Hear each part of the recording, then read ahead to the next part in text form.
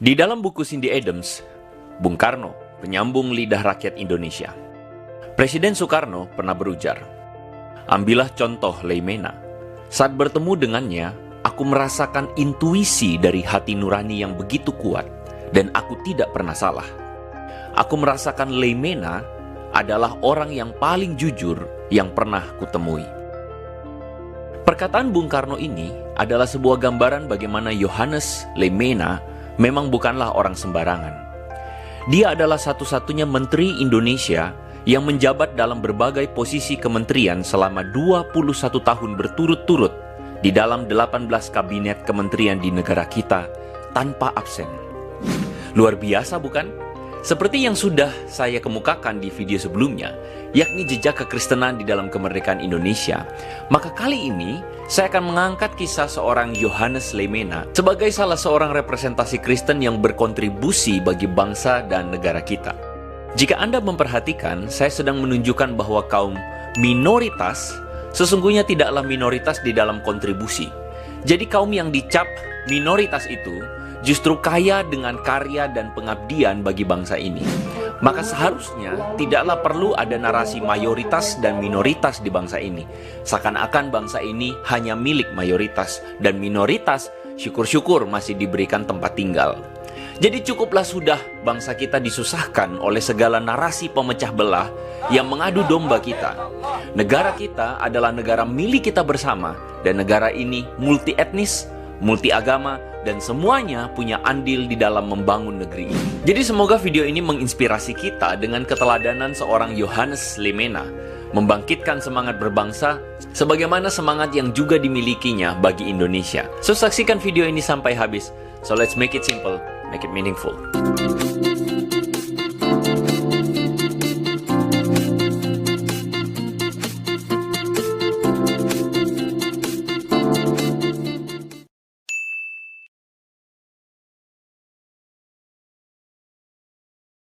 Johannes Leimena adalah seorang putra Maluku. Dia lahir pada tahun 1905 di desa negeri Ema, Pulau Ambon. Berasal dari latar belakang keluarga guru, membuat Leimena muda ini tumbuh sebagai seorang intelektual. Di usia yang sangat dini, ia merantau bersama pamannya yang dipindah tugaskan ke Cimahi, lalu kemudian di Batavia. Berbeda dengan Amir Syarifuddin yang berasal dari keluarga bangsawan yang memungkinkannya untuk studi di Belanda, Johannes Leimena adalah murni didikan sistem pendidikan di dalam negeri. Bisa dikatakan, Leimena adalah buah dari kebijakan politik etis, yakni kebijakan balas budi yang mengharuskan pemerintah Hindia Belanda untuk membuka akses pendidikan bagi kaum bumi putra.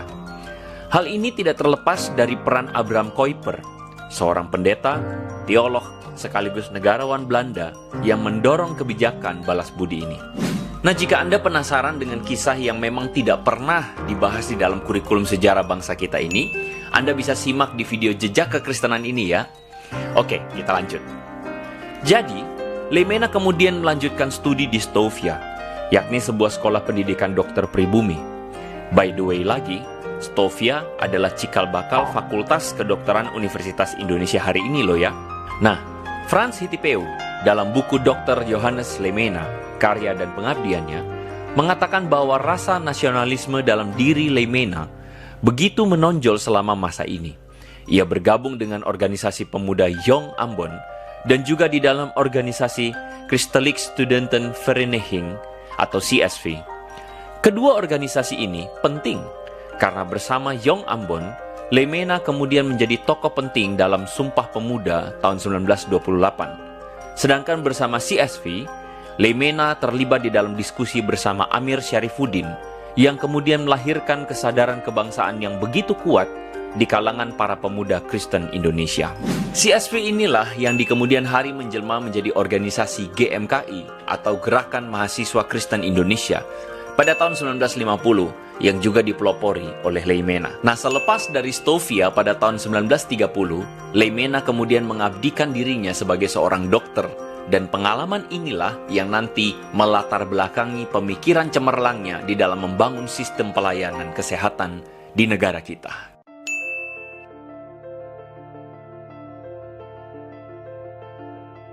Dikisahkan dalam tulisan Tempo edisi Agustus 2020 dengan judul Ayah Kandung Layanan Terpadu.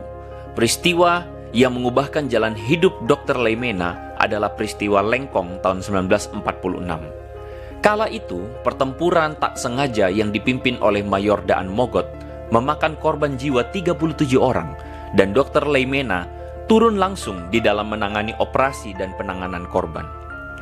Terpukul oleh peristiwa itu, Presiden Soekarno mendatangi Rumah Sakit Tangerang, dan disitulah ia berkenalan dengan Dr. Leimena.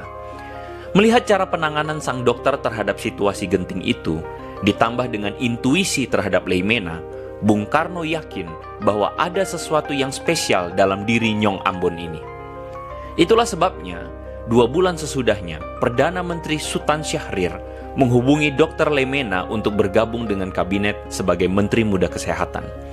Awalnya, Leimena menolak, namun atas bujukan dari Amir Syarifuddin, akhirnya Leimena bergabung. Seperti dikutip dari Historia.id, Leimena sangat terkenal akan kesederhanaan, kejujuran, dan kelembutannya. Yohanes Leimena ternyata sama dengan Muhammad Natsir, yakni sama-sama hanya punya 2 kemeja yang dua-duanya sudah lusuh. Tulis Faisal Basri dan Haris Munandar dalam buku Untuk Republik, Kisah-kisah Teladan dan Kesederhanaan Tokoh Bangsa. Nah, suatu hari beberapa pemuda dari organisasi Kristen hendak bertemu dengan Menteri Leimena di rumahnya. Karena mereka berpikir akan diajak makan besar di rumah seorang menteri, maka mereka sengaja tidak sarapan. Nah, tebakan itu tidak meleset. Mereka memang diajak ke ruang makan. Namun, yang mereka temui di meja makan adalah singkong rebus, sarapan sehari-hari sang menteri dan keluarga. Sederhana banget ya orang ini.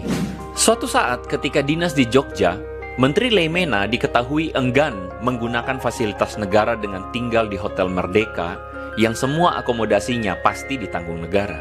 Basri dan Munandar mengatakan bahwa Leimena tahu benar bahwa para personel Departemen Keuangan harus jungkir balik mengumpulkan dana.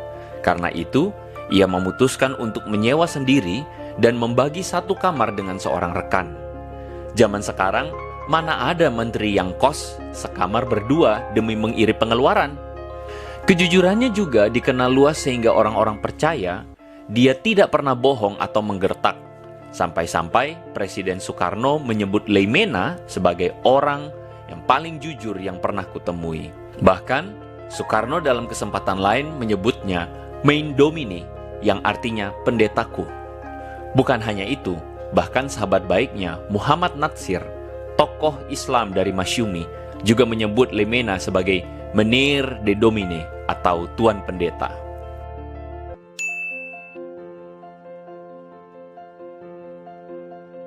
Sebagai seorang dokter yang terjun langsung dalam pelayanan kesehatan, Leimena begitu peduli dengan rakyat kecil. Pada saat Jepang masih menduduki Indonesia pada tahun 1943, ada sebuah wabah penyakit kulit yang cukup besar.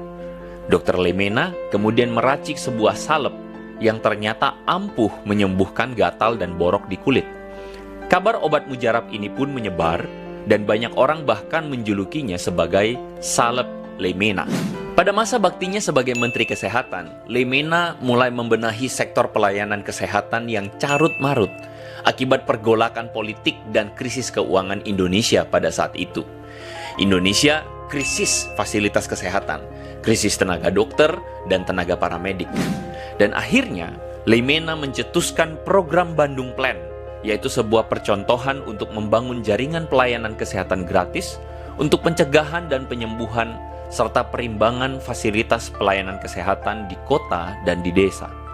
Rencana ini terlaksana dan sekarang dikenal sebagai Pusat Kesehatan Masyarakat atau Puskesmas. Jadi tidak heran jika Leimena juga dijuluki sebagai Bapak Puskesmas Indonesia. Hans Pauls dalam buku Merawat Bangsa, Sejarah Pergerakan Para Dokter Indonesia, mengatakan bahwa kepedulian Dr. Leimena yang besar akan pelayanan kesehatan terhadap rakyat kecil itu adalah perwujudan imannya sebagai seorang Kristen karena didorong oleh ajaran Yesus dan cita-cita akan keadilan sosial. Sebagai seorang Kristen, kontribusinya bagi Indonesia tidaklah main-main, dan itu tercermin dalam sebuah pidatonya. Umat Kristen adalah bagian mutlak dari bangsa Indonesia. Oleh karena itu, sebagai warga negara, kita harus terlibat langsung dan turut bertanggung jawab atas maju mundurnya bangsa dan negara kita. Dedikasi dan pengabdiannya itu terlihat dari bukti sejarah yang mencatat Leimena sebagai menteri dengan masa jabatan terlama, yakni 21 tahun dengan 18 kabinet berbeda pada era Soekarno. Dia sempat ingin dipertahankan juga oleh Presiden Soeharto sebagai menteri. Namun, Leimena menolaknya secara halus.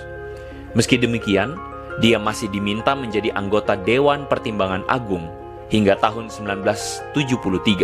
Di akhir perjalanan hidupnya, dia masih sempat kembali menjadi dokter dan menjabat Direktur Rumah Sakit DGI Cikini. Leimena akhirnya wafat pada 29 Maret 1977 di Jakarta. Pada tahun 1980, Presiden Soeharto menggambarkan Leimena dengan berkata begini, "Kita melihat contoh pemimpin bangsa yang sampai akhir hayat tetap memberikan keteladanan dalam kesederhanaan hidup, semangat kerukunan, jiwa pengabdian, dan perjuangan untuk kepentingan bangsa dan tanah air." Yohanes Leimena, sang putra Maluku, akhirnya mendapatkan gelar pahlawan nasional pada tahun 2016.